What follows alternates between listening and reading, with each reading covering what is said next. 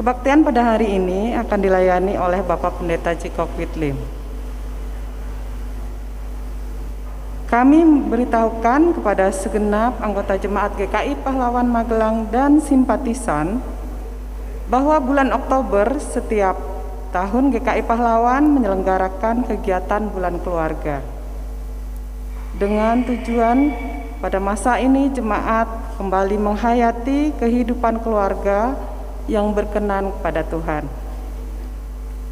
Namun kegiatan Bulan Keluarga tahun ini menjadi berbeda dengan tahun-tahun sebelumnya karena pandemi COVID-19 menyebabkan kita tidak dapat mengadakan persekutuan secara tatap muka langsung.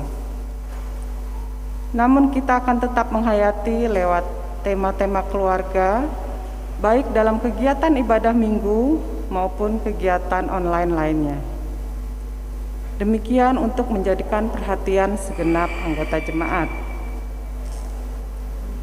Berikutnya diberitahukan kepada segenap anggota jemaat GKI Pahlawan Magelang bahwa pada saat ini masih dalam masa pencegahan penyebaran COVID-19, maka dalam kebaktian ini dimohon segenap anggota jemaat dan simpatisan mematuhi protokol kesehatan dan kebaktian hanya dilakukan satu kali, yaitu pukul 07.30. Demikian untuk menjadikan perhatian segenap anggota jemaat. Demikian warta lisan. Warta selengkapnya dapat saudara baca dalam warta jemaat yang sudah dikirim melalui grup WA GKI Pahlawan Magelang. Selamat datang dan selamat beribadah bersama. Kami sampaikan kepada para tamu, terlebih yang baru pertama kali beribadah di gereja ini. Atas nama segenap jemaat GKI Pahlawan Magelang, mengucapkan terima kasih untuk kunjungannya. Tuhan Yesus memberkati. Mari kita persiapkan hati dan pikiran kita sebelum kita mengikuti ibadah pada pagi hari ini.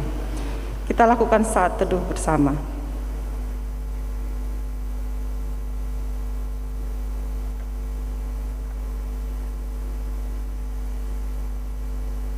Saat teduh selesai, jemaat diundang untuk berdiri.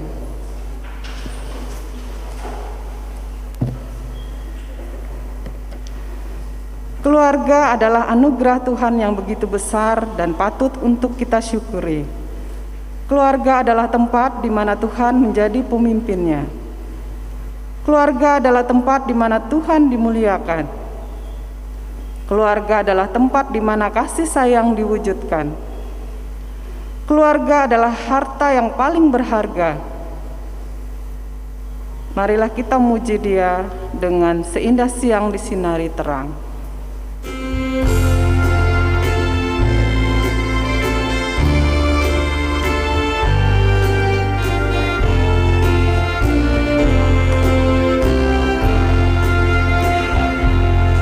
Seindah siang disinari terang, cara Tuhan mengasihiku.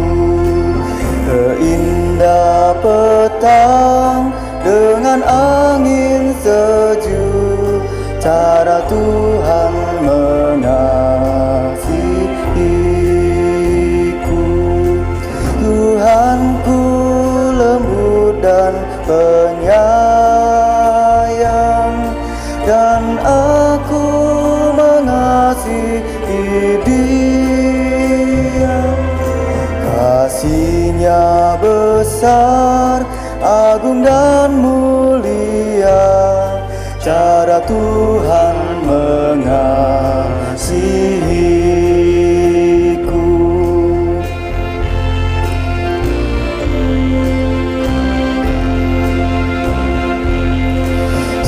Sedalamnya laut, seluas angkasa, cara Tuhan mengasihiku. Terharum kembang yang tetap semerbak, cara Tuhan mengasihiku. Damai-Nya besertaku, dan segala pengharapanku. Hidupku tentram, ku nikmati penuh cara Tuhan mengasihiku. Kebaktian ini terjadi oleh karena pertolongan yang datang dari Tuhan, pencipta langit dan bumi, yang kasih setianya tetap untuk selama-lamanya dan yang tidak pernah meninggalkan perbuatan tangannya. Amin.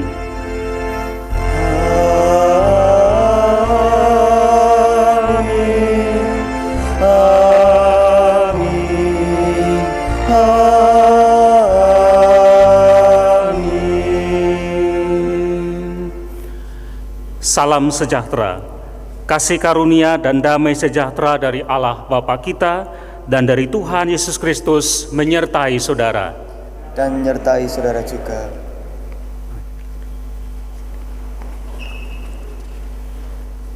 Saudaraku yang dikasihi oleh Tuhan, pagi ini kita datang bersama-sama kepada Tuhan untuk berbakti.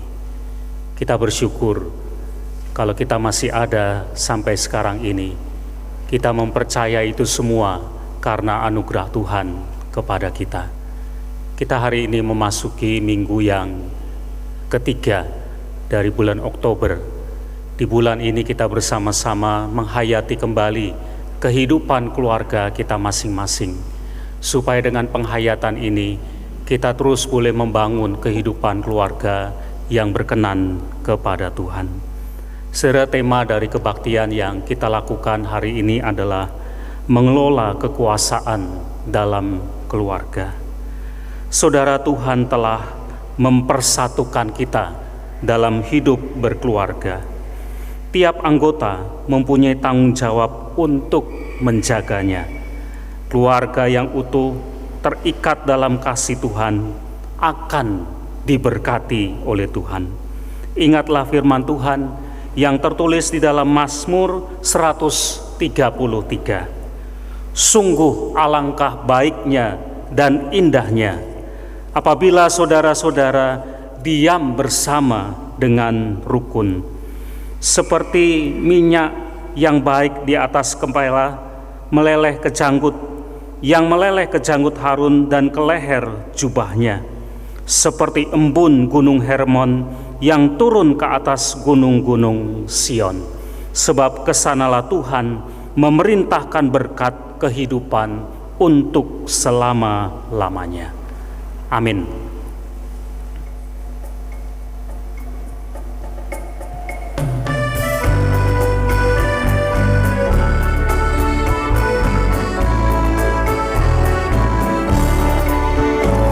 Inilah rumah kami, rumah yang damai dan senang.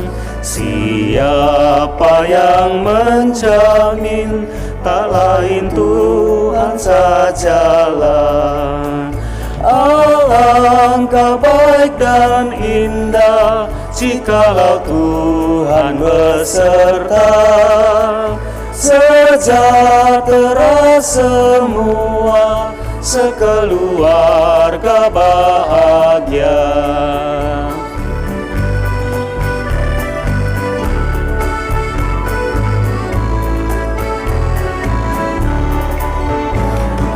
Betapalah mesranya ayah dan ibu contohnya.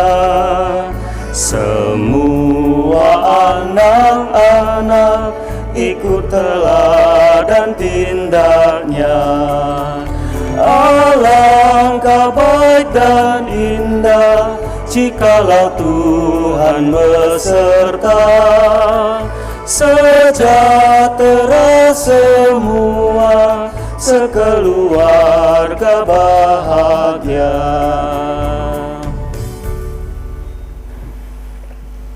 Saudara-saudaraku, sebagai manusia yang lemah dan terbatas, kita sadar bahwa kehidupan yang sudah kita jalani belumlah kehidupan yang sesuai dengan kehendak-Nya. Oleh karena itu, marilah kita datang kepada Tuhan untuk mengakui dosa-dosa kita. Saudara, sebagai orang yang percaya, yang menyebut diri sebagai anak-anak Tuhan, sudah seharusnya kita hidup menurut kehendak Allah Bapa kita. Ketika kita taat, maka rancangan Tuhan yang baik akan terwujud dalam hidup kita. Namun kita mau jujur di hadapan Tuhan bahwa kita seringkali menjadi anak-anak Tuhan yang tidak taat. Kita menjadi orang-orang yang egois, yang hanya mementingkan diri kita sendiri. Marilah kita bersama-sama datang berdoa untuk mengaku dosa-dosa kita, dan kita mempersiapkan diri untuk mendengarkan firman-Nya. Mari kita bersama-sama berdoa. Ya Tuhan, kehidupan yang kami jalani adalah karena anugerah-Mu. Kami bersyukur ya Tuhan, untuk hidup ini, untuk banyak hal yang kami terima dari Tuhan, untuk keluarga kami. Namun ya Tuhan, ketika Engkau menghendaki supaya kami hidup benar di hadapan-Mu, dengan melakukan apa yang menjadi perintah-Mu dalam hidup kami tidak bersungguh-sungguh melakukannya. Kami sadar ya Tuhan, ada banyak dosa yang telah kami lakukan, yang mungkin saja bisa kami sembunyikan dari orang-orang di sekitar kami, tetapi sesungguhnya tidak dari Tuhan. Sekarang kami datang membuka hidup kami di hadapan-Mu. Kami sadar ya Tuhan, kami sudah berdosa. Hidup kami tidak layak. Kami datang kepadamu karena Engkau telah memanggil kami supaya kami berbalik kembali, supaya kami bangkit dari kehidupan kami yang lama, yang penuh dengan dosa. Sebab jikalau kami hidup di dalam dosa-dosa kami, maka kami akan binasa. Kami mau datang kepadamu ya Tuhan. Kami menyesali dosa-dosa kami. Kami memohonkan belas kasih dari Tuhan. Kasihanilah kami orang-orang yang berdosa ini. Berikan anugerah pengampunan-Mu untuk kami, agar kami diperbarui kembali. Dan kami mau serahkan hidup kami dalam tangan Tuhan, supaya Tuhan memimpin kami. Karena itu pula kami akan membaca dan merenungkan firman Tuhan. Firman-Mu adalah seperti yang menerangi perjalanan hidup kami. Ajar kami untuk taat kepadamu. Dalam kelemahan dan keterbatasan kami memohon kuasa dari Tuhan, supaya kami dimampukan untuk dapat memahaminya dengan baik dan dengan jelas, dan kehidupan kami diubah oleh Tuhan ketika kami taat. Inilah kami ya Tuhan, bentuklah kami sesuai dengan kehendak-Mu.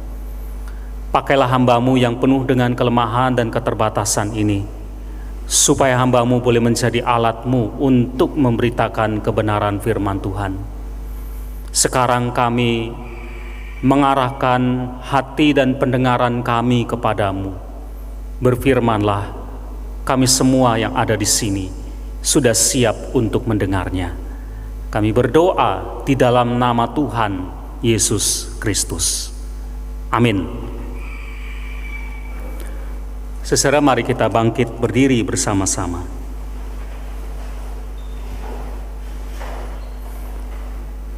Mari kita dengarkan firman Tuhan yang tertulis di dalam Injil Matius pasal 22 ayat 15 sampai 22. Injil Matius pasal 22 ayat 15 sampai 22. Kemudian pergilah orang-orang Farisi. Mereka berunding bagaimana mereka dapat menjerat Yesus dengan suatu pertanyaan.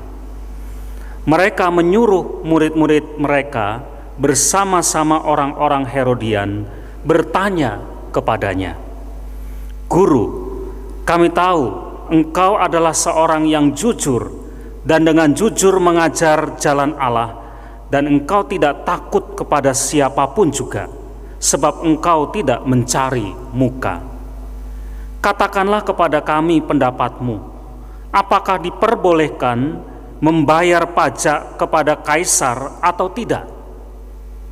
Tetapi Yesus mengetahui kejahatan hati mereka, lalu berkata, "Mengapa kamu mencobai aku, hai orang-orang munafik? Tunjukkanlah kepadaku mata uang untuk pajak itu." Mereka membawa suatu dinar kepadanya. Maka ia bertanya kepada mereka, "Gambar dan tulisan siapakah ini?" Jawab mereka, "Gambar dan tulisan Kaisar." Lalu Yesus berkata kepada mereka, "Berikanlah kepada Kaisar apa yang wajib kamu berikan kepada Kaisar, dan kepada Allah apa yang wajib kamu berikan kepada Allah." Mendengar itu, heranlah mereka dan meninggalkan Yesus lalu pergi. Secara demikianlah Injil Tuhan Yesus Kristus. Berbahagialah mereka yang mendengarkan firman Allah dan yang memeliharanya. Haleluya. Haleluya, haleluya, haleluya.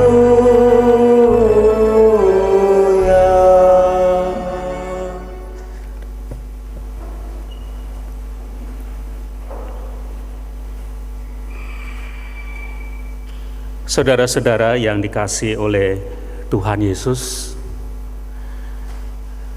tema dari renungan kita dalam kebaktian ini adalah mengelola kekuasaan dalam keluarga. Saudara, kalau kita bicara tentang kuasa atau tentang kekuasaan, tahukah saudara, sadarkah saudara bahwa yang namanya kekuasaan itu, yang namanya kuasa itu bukan hanya dimiliki oleh orang-orang yang punya kedudukan. Yang punya kuasa itu bukan hanya orang-orang yang punya jabatan, bukan hanya orang-orang yang punya pangkat, punya kedudukan yang tinggi, punya status yang tinggi. Mengapa begitu? Karena pada dasarnya setiap orang itu punya kuasa. Setiap orang punya kekuasaan pada dirinya. Kuasa itu apa? Saudara, yang namanya kuasa itu artinya kemampuan untuk melakukan sesuatu. Atau kuasa itu artinya adalah sebuah kekuatan, sebuah kemampuan untuk membuat orang lain terpengaruh, berdampak kepada orang lain. Jadi kuasa itu adalah sesuatu atau kekuasaan yang membuat apa yang kita lakukan itu bisa berdampak untuk orang lain, bisa mempengaruhi orang lain, semacam otoritas atau semacam wewenang. Dengan apa yang kita lakukan maka orang lain bisa kita pengaruhi. Semua orang pada dasarnya punya kekuasaan. Contohnya begini, seorang bayi itu kan masih kecil, tapi dia punya kekuasaan, dia punya kuasa itu. Misalnya dengan menangis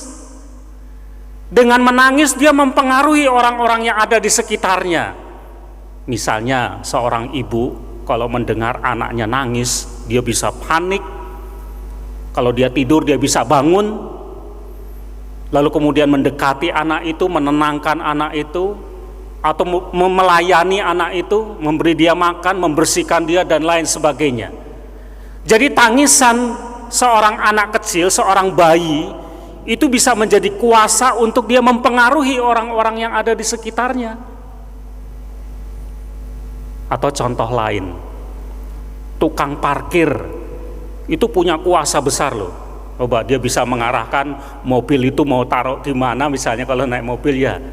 Lalu dengan sempritannya itu dia bisa mengatur orang kan. Prit, kiri, kanan, terus. Dia punya kuasa itu, tukang parkir. Seorang suami di keluarga, dia juga punya kuasa. Misalnya dia sebagai kepala keluarga yang mengkoordinir keluarganya. Misalnya satu kali satu keluarga sepakat pergi keluar untuk makan, sepakat untuk jajan makan di luar. Lalu di jalan mereka berdiskusi mau makan di mana. Yang satu usul kita makan di sana, yang satu usul kita makan di sana. Lalu mereka berdebat, tidak selesai.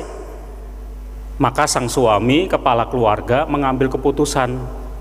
Dengan kuasanya dia mengatakan, sudah kita makan di rumah saja, pulanglah mereka. Seorang suami juga punya kuasa. Ini contoh-contoh saja saudara, bahwa setiap orang itu punya kekuasaan, punya kuasa. Seberapapun besarnya, bentuknya seperti apapun, setiap orang itu punya kuasa, punya kekuasaan. Nah, sebagai orang yang percaya kepada Tuhan, kita mengakui bahwa kekuasaan yang kita miliki itu datangnya dari Tuhan. Tuhan yang menciptakan kita, Tuhan yang memberikan kemampuan kepada kita, Tuhan sumber segala sesuatu kepada kita, dan Dia yang mempercayakan kepada kita untuk punya kuasa. Kita ingat ya firman Tuhan dalam Kejadian pasal 1 ayat 28, itu ada pemberian kuasa dari Tuhan kepada manusia. Beranak cuculah dan bertambah banyak, penuhilah bumi, taklukkanlah itu, berkuasalah atas ikan-ikan di laut, atas burung-burung di udara, atas ternak dan atas segala binatang melata yang merayap di bumi. Kita mengakui sebagai orang percaya bahwa kekuasaan yang kita miliki itu datang dari Tuhan. Namun saudara-saudara, karena kitalah yang diberi kekuasaan itu, maka kitalah yang memilih sekarang.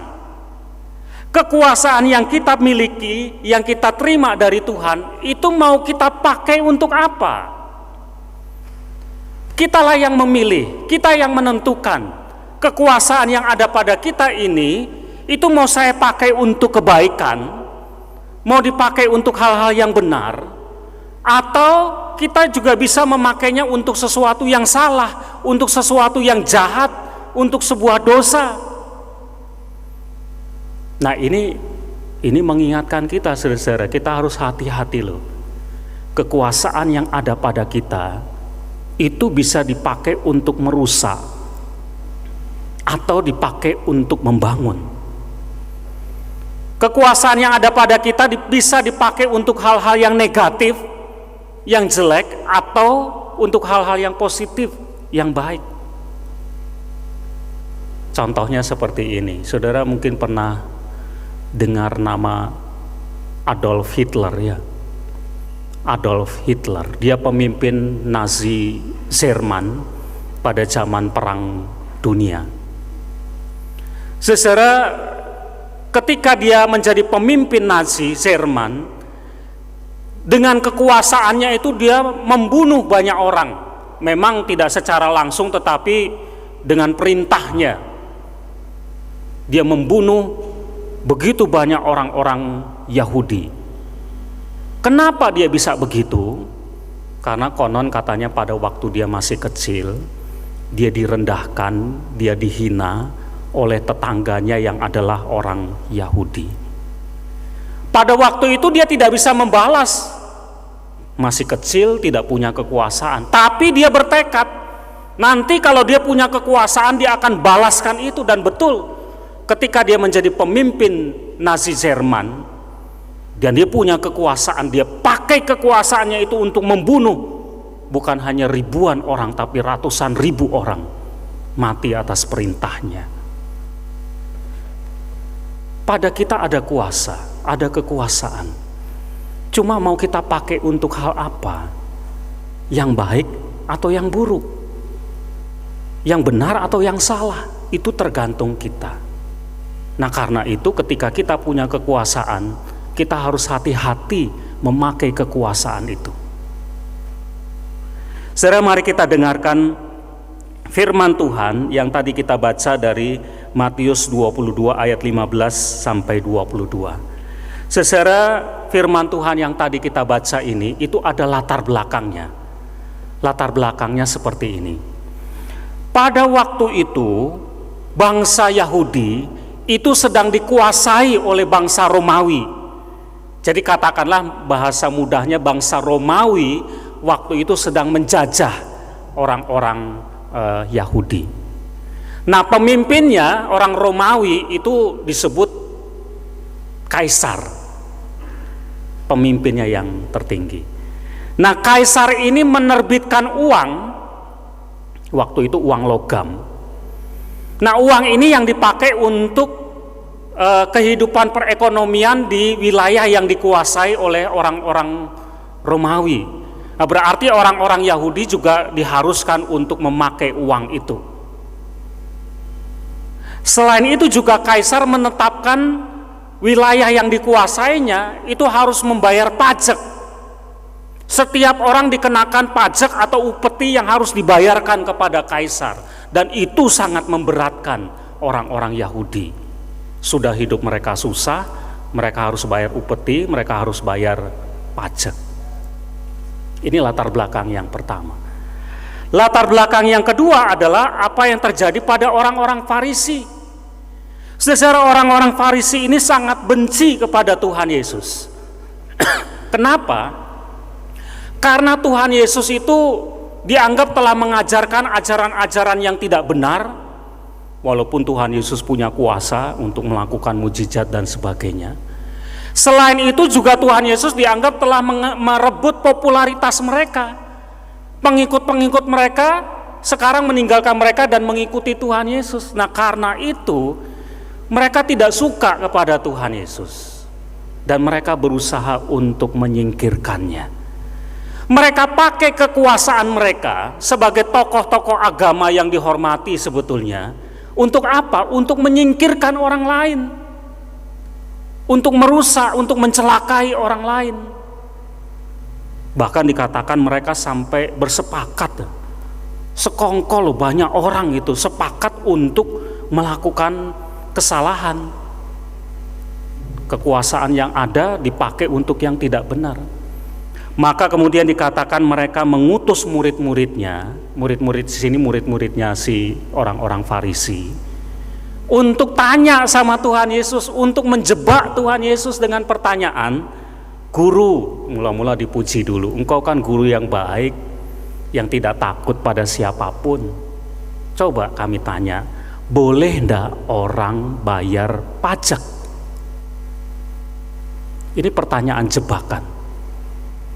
Apapun yang Tuhan Yesus jawab itu mesti salah. Kalau Tuhan Yesus bilang boleh, Tuhan Yesus bilang seperti itu bisa ditinggalkan oleh pengikutnya, karena orang-orang tidak mau bayar pajak. Pajak itu memberatkan mereka. Jadi kalau Tuhan Yesus bilang boleh, kamu boleh bayar pajak, maka dia akan ditinggalkan oleh orang banyak, dan orang banyak akan kembali kepada orang Farisi.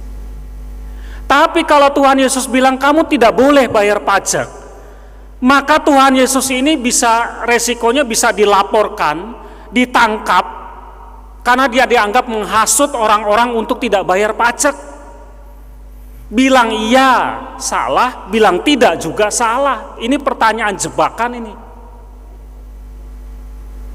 Tapi untungnya Tuhan Yesus tahu. Maka dia bilang sama mereka, "Kenapa kamu mencobai aku, orang munafik?" Tuhan Yesus bilang gini, "Coba ditunjukkan mana uang itu." Lalu mereka menunjukkan uang seperti uang dinar, jadi uang logam. Di situ kan kalau uang logam itu ada gambarnya, ada tulisannya kan. Setelah ditunjukkan, tanya, "Ini gambar dan tulisan siapa?" Mereka mengatakan ini gambar dan tulisan kaisar. Jadi memang di uang logam itu tercetak gambar dan tulisan kaisar. Maka Tuhan Yesus mengatakan kepada mereka, apa yang wajib kamu berikan kepada kaisar, wajib kamu berikan. Tapi apa yang wajib kamu berikan kepada Allah, itu juga yang harus kamu berikan kepada Allah. Apa maksud dari perkataan Tuhan ini? Maksudnya begini, saudara. Jadi Tuhan Yesus mau mengatakan begini, uang kalau di tangan kita, kitalah yang punya kekuasaan untuk mengatur uang ini mau dipakai untuk apa. Jadi yang pertama Tuhan mengatakan pada diri kita ada kuasa untuk menentukan mau seperti apa kekuasaan uang kita yang tentukan. Mau bayar pajak atau tidak kita yang menentukan. Ini yang pertama. Kemudian yang kedua, Tuhan Yesus bilang bayarlah apa yang wajib kamu berikan kepada kaisar, berikanlah kepada kaisar. Kenapa Tuhan bilang begitu? Karena dengan uang logam ini sebetulnya orang-orang Israel itu juga menikmati keuntungan. Jadi dengan uang itu mereka bisa berdagang, mereka bisa membeli sesuatu, kehidupan perekonomian itu diatur, ditata. Jadi mereka sebetulnya dengan uang itu menikmati keuntungan, dan ini yang menerbitkan siapa? Kaisar. Jadi secara tidak langsung kaisar juga memberikan keuntungan buat mereka. Nah, kalau kamu menikmati keuntungan, bukankah sudah sepatutnya orang membalas itu dengan apa? Bayar pajak. Jadi Tuhan mengatakan ya kamu sudah mendapatkan keuntungan, bayarlah, balaslah keuntungan itu kepada kaisar dengan bayar pajak. Selain itu, saudara, kalau mereka memutuskan untuk tidak bayar pajak, itu beresiko. Mereka dianggap membangkang, mereka dianggap memberontak kepada penguasa, dan itu berbahaya buat mereka. Mereka bisa ditangkap, mereka bisa dibunuh, itu akan merugikan mereka. Jadi dengan membayar apa yang menjadi kewajiban kepada kaisar, sebetulnya dengan itu mereka mendapatkan kebaikan. Baik itu mereka bisa membalas jasanya kaisar yang sudah menerbitkan uang itu, atau untuk kebaikan mereka sehingga mereka tidak ditangkap, mereka tidak akan mengalami kerugian. Jadi dengan keputusan yang kita ambil untuk membayar pajak itu untuk kebaikan juga kita pada akhirnya. Setelah itu baru Tuhan bicara, nah apa yang kemudian wajib kamu berikan kepada Allah, itu ya wajib kamu berikan.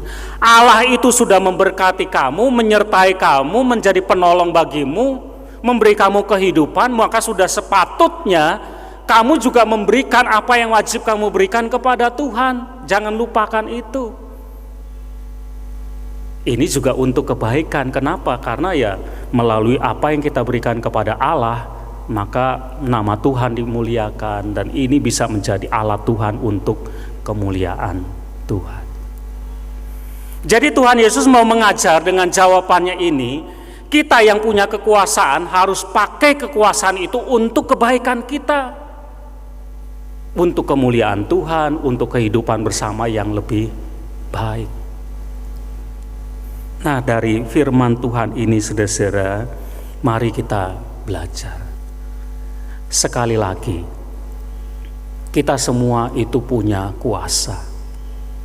Kita punya kekuasaan dalam bentuk apapun, seberapapun besarnya, bisa besar, bisa kecil. Kita semua ini punya kekuasaan. Kita akui kekuasaan itu datang bukan dari diri kita sendiri, tetapi Tuhan yang memberi kepada kita kekuasaan. Nah, kalau kita diberi kekuasaan oleh Tuhan, maka kita harus pakai kekuasaan itu dengan benar. Kita yang memutuskan, sekali lagi kitalah yang memilih kekuasaan yang ada pada kita itu mau dipakai untuk kebaikan atau tidak, mau dipakai untuk merusak atau untuk membangun, mau yang positif atau negatif, kita yang menentukan. Seharusnya saudara, jangan dipakai kekuasaan itu untuk hal yang buruk. seperti orang-orang Farisi di sini. Mereka pakai kekuasaan mereka untuk mencelakai orang lain, untuk menjatuhkan orang lain, untuk merusak kehidupan bersama yang mungkin mereka tidak sadari. Jangan seperti orang-orang Farisi yang memakai kekuasaan itu untuk sesuatu yang buruk, yang mencelakai orang lain. Tapi sebaliknya, seperti yang Tuhan ajar, kekuasaan itu harus dipakai untuk kebaikan, kebaikan bersama. Kalau saya punya wewenang, maka dengan wewenang yang saya punya, dengan otoritas yang saya punya, saya pakai itu untuk kebaikan saya sendiri, untuk kebaikan orang-orang yang ada di sekitar kita. Pakai untuk hal-hal yang benar, untuk hal-hal yang positif. Sebagai keluarga, anggota keluarga, saudara, kita harus sadar, kita juga punya kekuasaan. Seorang suami, dia punya kekuasaan. Dia sebagai kepala keluarga atau sebagai ayah bagi anak-anaknya, ada kuasa pada dia. Seorang istri juga punya kekuasaan, misalnya dalam bentuk dia mengelola, mengatur rumah dan sebagainya. Kita sebagai orang tua terhadap anak-anak kita juga punya kekuasaan untuk mengarahkan mereka, untuk menuntun mereka. Anak terhadap orang tuanya juga punya kekuasaan seperti contoh yang saya berikan tadi. Nah, kekuasaan kita sebagai anggota keluarga itu harus dipakai untuk kebaikan keluarga kita. Kalau Tuhan memberikan wewenang itu, kuasa itu, kekuasaan bagi setiap anggota keluarga, maka sudah sepatutnya kekuasaan itu juga dipakai untuk kehidupan bersama yang lebih baik. Jangan kekuasaan kita sebagai anggota keluarga malah kita pakai untuk merusak keluarga kita sendiri. Saudara, ada sebuah kisah nyata, katanya begitu ya. Ini kisah nyata terjadi di Cina. Ada sepasang suami istri, mereka memang orang-orang yang pandai dan punya kedudukan. Mereka orang-orang yang cerdas. Mereka punya seorang anak perempuan, satu-satunya. Nah, mereka punya keinginan supaya anak perempuannya ini menjadi anak yang pandai, yang berprestasi, anak yang hebat, paling tidak seperti mereka. Nah, karena itu dengan kekuasaan mereka, dengan otoritas mereka sebagai orang tua, dia menyekolahkan anaknya ini ke sekolah yang terbaik. Bahkan dia juga mengajar anaknya ini sendiri dan menuntut supaya anaknya ini belajar terus-menerus. Tidak boleh salah sedikit pun, harus sempurna. Kalau anaknya di sekolah misalnya ulangan atau ujian dapat nilai 9, itu kurang. Harus 10.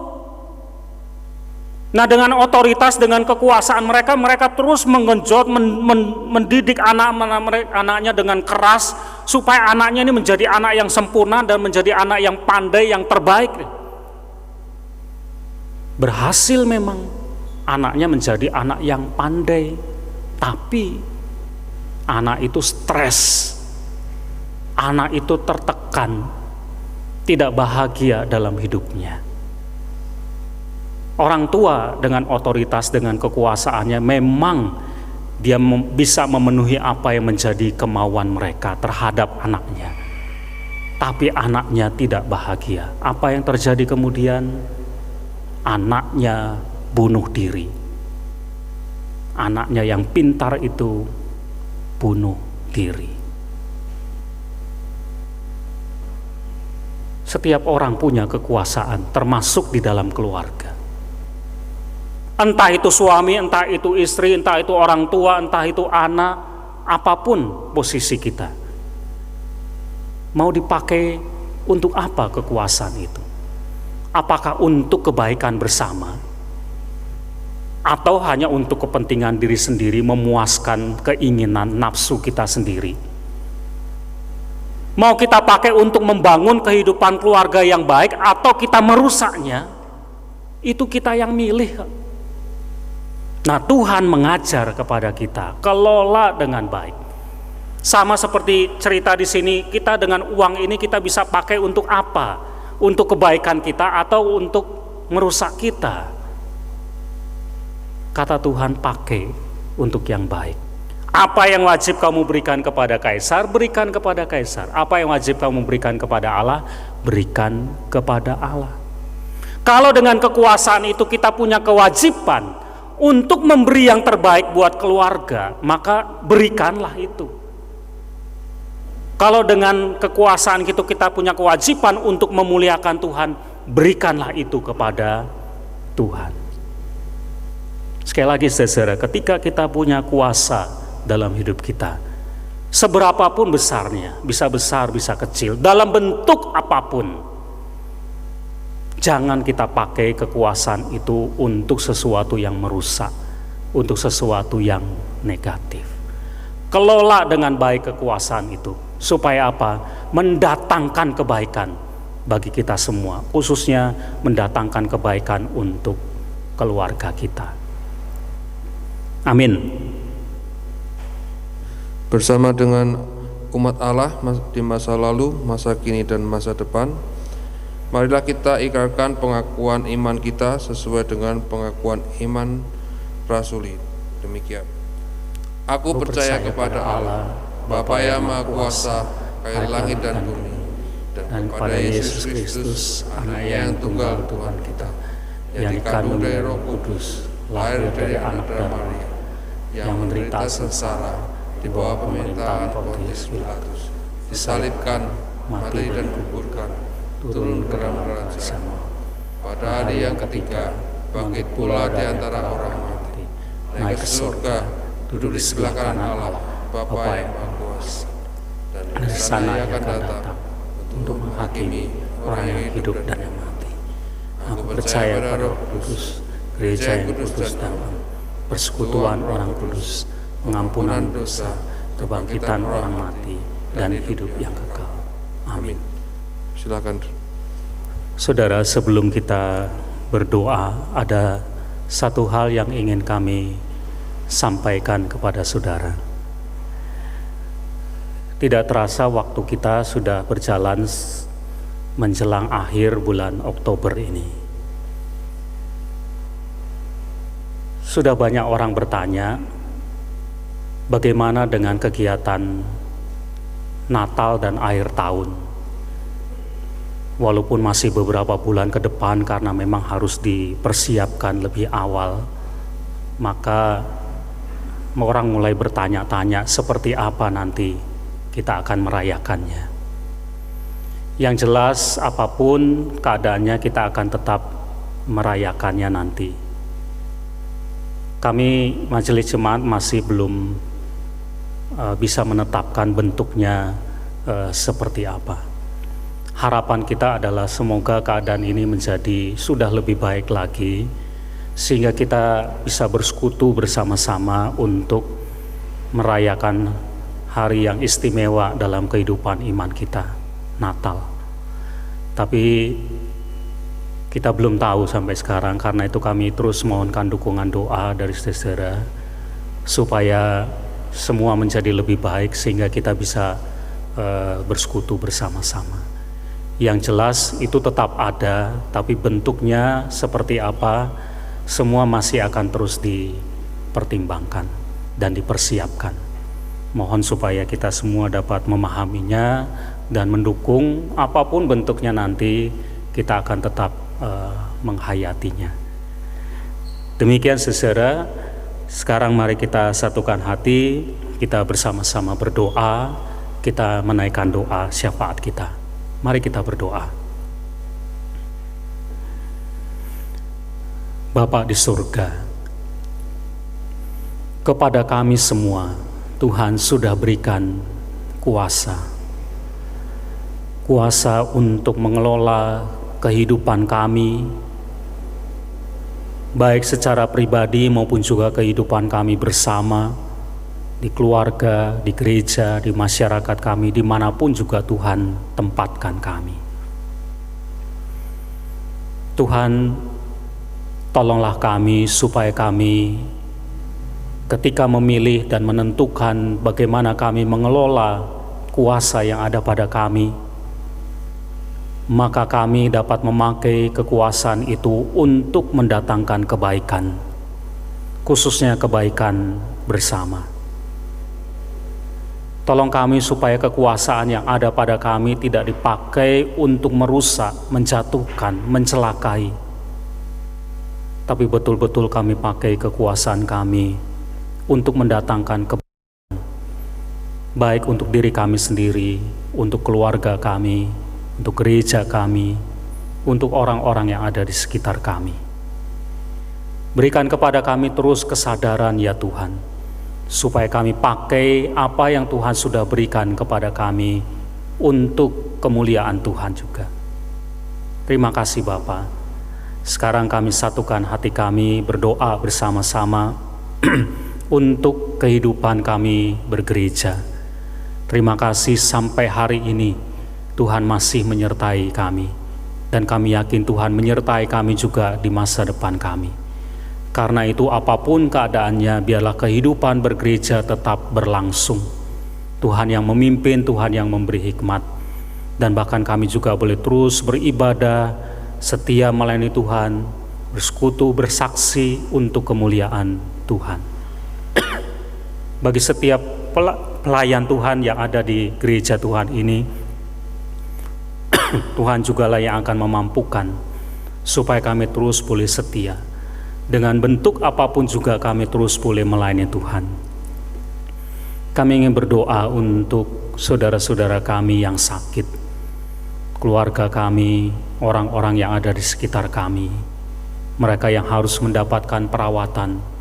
Tuhan, nyatakanlah kasih-Mu kepada mereka, jamahlah mereka ya Tuhan. Kami yakin padamu ada kuasa untuk menyembuhkan setiap orang yang sakit, sehingga mereka pulih kembali, bersuka cita, berkumpul menikmati kehidupan bersama dengan keluarga. Bagi saudara kami yang sudah lanjut usia, yang lemah secara fisik, bahkan mungkin ada yang tinggal sendiri, ya Tuhan, lindungilah mereka, berkatilah hidup mereka, jagailah iman mereka. Setiap orang yang bergumul dengan persoalan-persoalan yang ada dalam hidupnya, baik persoalan keluarga, ekonomi, pekerjaan, studi, apapun juga, Tuhan berkatilah mereka. Saudara kami yang undur imannya, yang lalai untuk menjaga imannya untuk terus bertumbuh, Tuhan panggillah mereka, supaya mereka boleh berbalik kembali padamu. Kami menyerahkan juga kehidupan kami bergereja, khususnya dalam ibadah-ibadah yang kami lakukan setiap minggunya, baik untuk orang-orang dewasa maupun juga untuk anak-anak. Tuhan memberkati setiap prosesnya.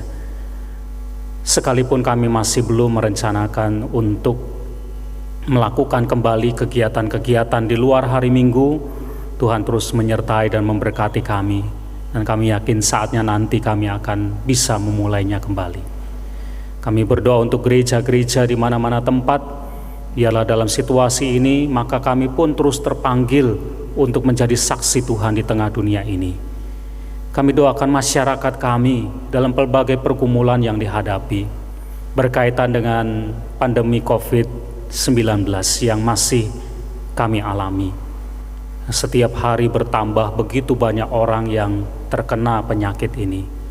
Tuhan, nyatakanlah kasih-Mu, kuasa-Mu, lindungilah kami semua. Berikan kesembuhan kepada mereka yang sakit. Berikan penghiburan kepada mereka yang berduka cita. Berikan hikmat kepada mereka yang dipakai oleh Tuhan menjadi alat Tuhan menemukan vaksin atau penangkal bagi penyakit ini. Berkati pemerintah kami di tengah pelbagai banyaknya persoalan kehidupan berbangsa dan bernegara. Tuhan berikan hikmat supaya pemerintah kami dapat memimpin dan mengarahkan, mengelola segala sesuatunya dengan baik. Bagi kehidupan bangsa dan negara kami, Tuhan berikan damai sejahtera. Bagi kehidupan masyarakat di dunia ini, Tuhan tetap menolong dan menyertai sehingga kami boleh mencapai kehidupan manusia yang lebih baik. Bapa, pada akhirnya kami ingin serahkan kehidupan kami di masa depan dalam tangan Tuhan. Kami sangat percaya, kami sangat meyakini, jikalau Tuhan beserta dengan kami sampai hari ini, maka pasti Tuhan beserta dengan kami di masa depan kami. Dan sekarang kami ingin berdoa dengan doa yang Tuhan ajarkan kepada kami. Bapa kami yang di surga, dikuduskanlah namamu, datanglah kerajaanmu, jadilah kehendak-Mu di bumi seperti di surga. Berikanlah kami pada hari ini makanan kami yang secukupnya, dan ampunilah kami akan kesalahan kami, seperti kami juga mengampuni orang yang bersalah kepada kami. Dan janganlah membawa kami ke dalam pencobaan, tetapi lepaskanlah kami dari yang jahat. Karena Engkaulah yang mempunyai kerajaan dan kuasa dan kemuliaan sampai selama-lamanya. Amin. Marilah kita bersyukur atas pemeliharaan Tuhan dalam hidup kita. Sebagai dasar persembahan, marilah kita ingat bahwa Tuhan menginginkan kita mempersembahkan yang terbaik, yaitu mempersembahkan seluruh kehidupan kita. Firman-Nya dalam Mazmur 96 ayat 8 yang mengatakan, berilah kepada Tuhan kemuliaan namanya, bawalah persembahan dan masuklah ke pelatarannya. Mari kita persembahkan syukur kepadanya.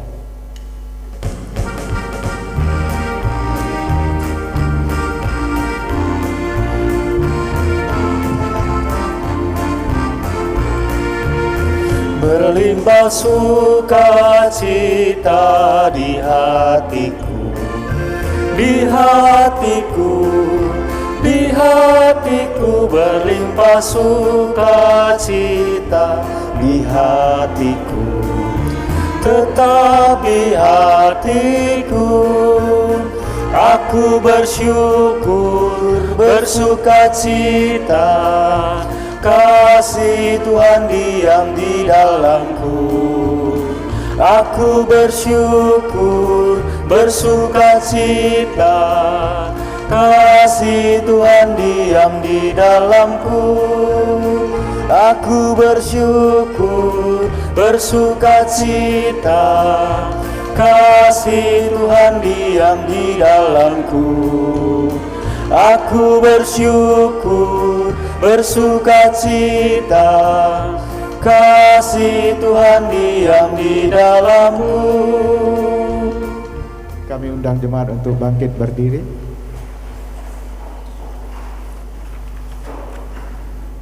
Sungguh Tuhan berlimpah sukacita di dalam hati kami, karena sampai dengan saat ini Tuhan pelihara dan juga Tuhan berkati. Ini semua karena anugerah pemberian dari Tuhan. Kami memberikan persembahan kepada Tuhan bukan karena kebaikan kami, tetapi karena Tuhan sudah memberkati kami dan mencukupkan seluruh yang kami perlukan. Terima kasih Tuhan buat berkat-Mu yang berkelimpahan. Karena itu kami serahkan seluruh hidup kami ke dalam tangan pengasihan-Mu. Kiranya Tuhan tolong dan pimpin sehingga tetap menjadi berkat dimanapun kami berada. Di dalam nama Tuhan Yesus kami mengucap syukur dan menaikkan doa persembahan kami. Amin.